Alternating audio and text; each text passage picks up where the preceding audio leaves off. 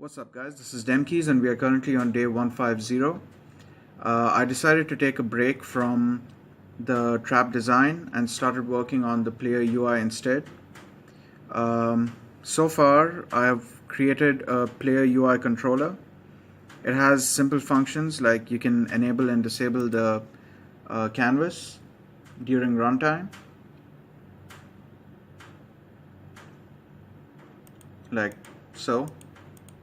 And I also created a small player stats controller that will let me control certain player stats so that the effect is so that it affects the UI.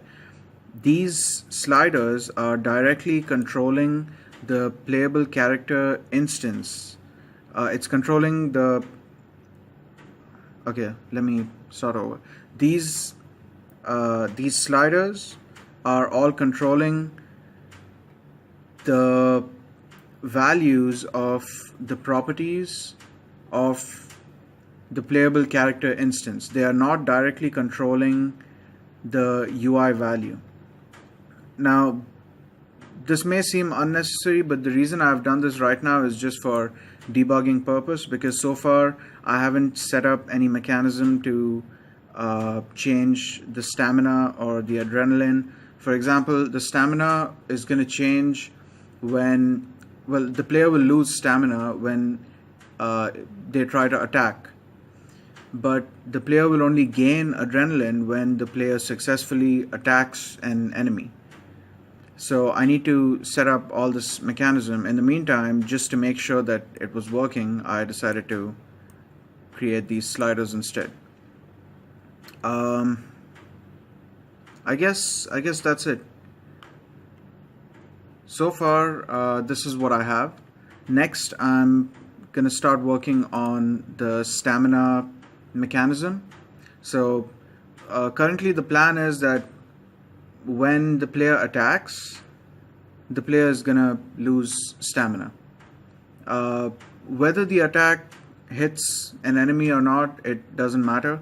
If the player does any sort of attack, the player is gonna lose stamina. So yeah, I'll see you guys soon. Okay, I figured I'd vlog this real quick. For those of you who don't know,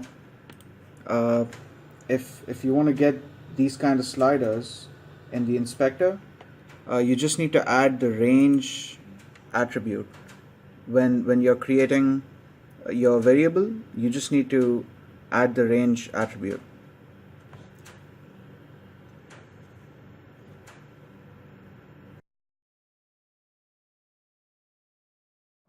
Alright, so we are on day 161 and we have a quick update on Glow's side.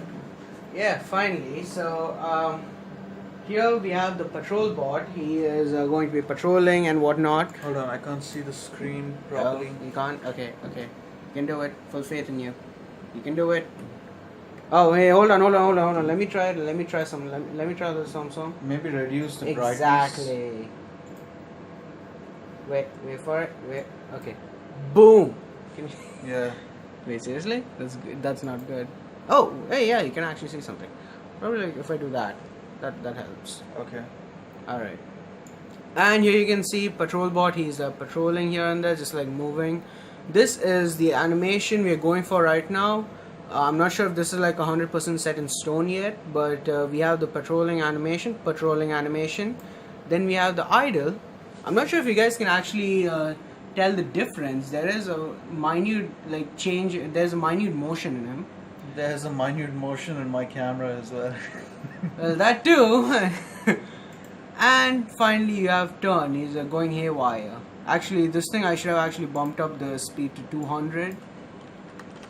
There you go. This is not really going to be looping, but in Spriter it's looping.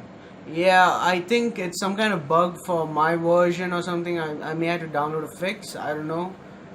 But yeah, so yeah, that's it. This is the turning animation, and that is what I have so far. Yeah, that's actually about it. Alright. Alright guys, before someone points this out in the comments, this is a Dora the Explorer blanket, bed sheet. Alright. It's totally not mine, guys. It's not. It's my little brother. I swear, it's my little brothers. I swear, guys. Trust me on this. I'm an artist. What little brother? No one needs to know.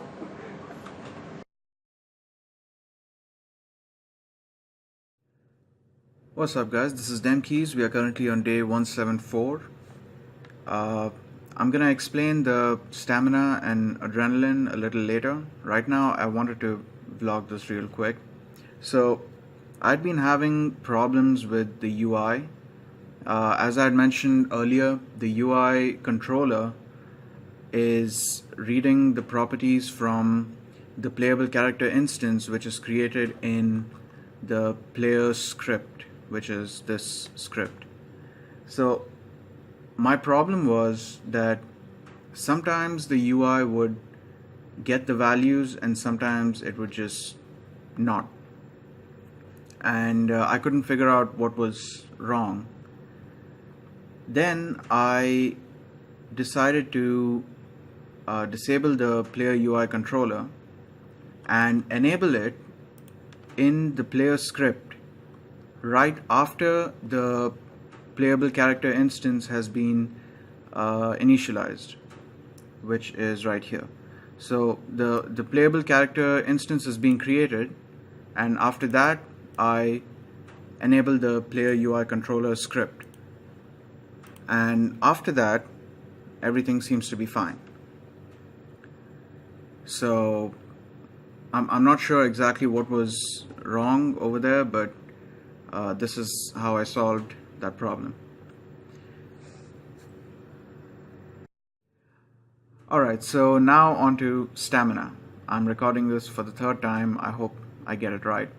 Now, the stamina, the way I've implemented it is you will lose stamina regardless whether you hit something or not. If you just do a light attack or a heavy attack, you will lose stamina. I've kept two different values. Let's call them stamina costs. So I've kept a separate stamina cost for light and separate stamina cost for heavy. This is light, and as you can see, it's also recharging. So if I don't attack for some time, it starts to recharge. And this is heavy attack. I've kept this value a little big compared to light attack.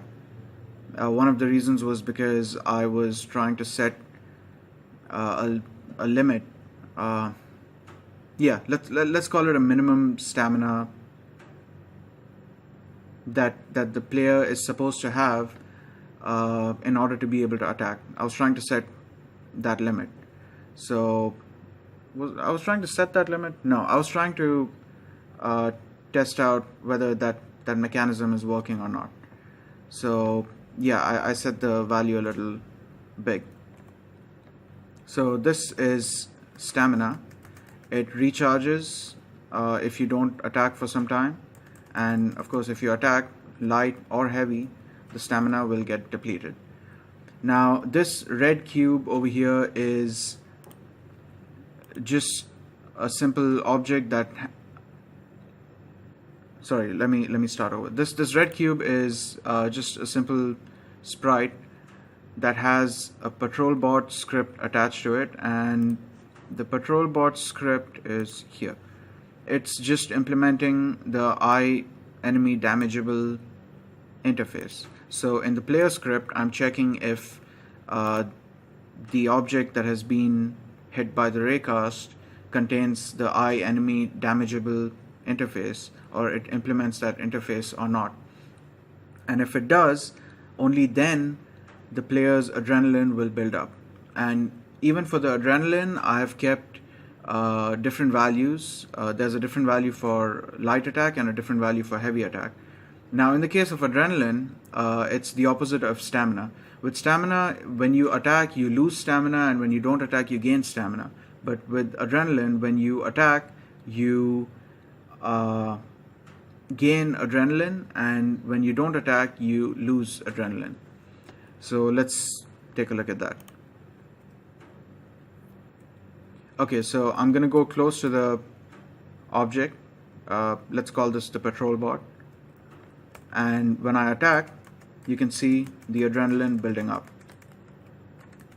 Now I've tried to implement that the minimum stamina below which the player is not supposed to be able to attack. I haven't quite gotten it to work yet. I'll work on that a little later.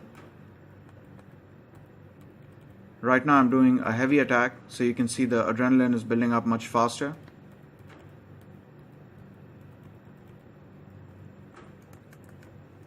And when I'm not attacking a patrol bot, then it's just the stamina that's reducing.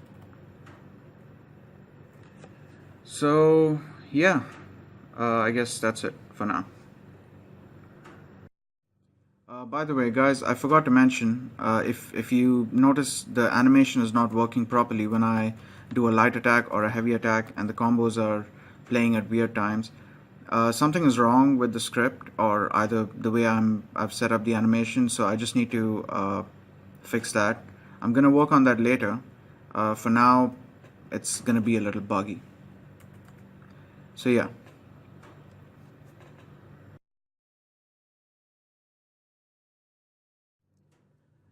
Okay, we are currently on day 177 and I have some information that I want to share with you guys. So I was discussing this issue that I was having with the player UI controller and the player script. I was discussing this with a friend of mine. I explained the problem to him and I explained how I solved the problem. He mentioned a feature to me called script execution order. I had no idea that there was such a feature in Unity, so I did some research on it.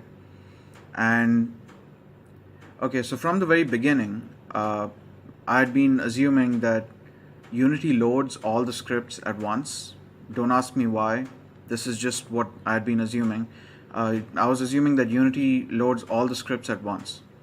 I was wrong about that. It doesn't load all the scripts at once. It loads them one after the other. And the order in which it loads those scripts, the order is completely random. I'm guessing that's what might have been causing the problem in my case, and that might be why sometimes the UI would display the correct values and sometimes the UI would just display zero values.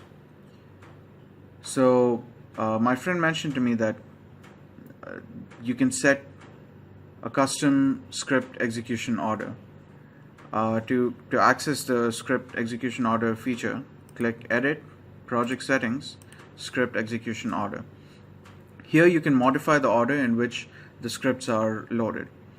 I don't have more information for you guys on this. You're gonna have to do your own research on this topic. Hopefully sometime in the future I might have a tutorial on this topic, but for now this is all I have. Hope this helps.